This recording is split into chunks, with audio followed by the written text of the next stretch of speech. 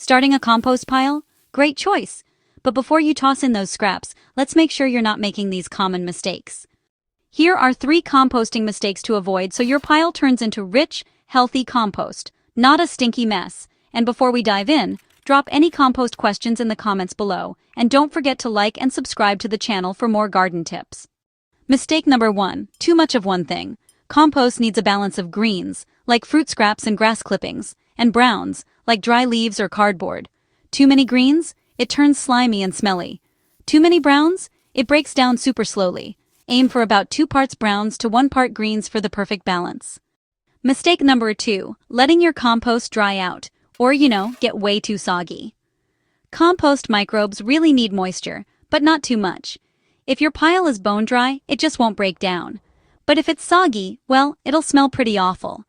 Ideally, it should feel like a wrung-out sponge, moist, but not dripping.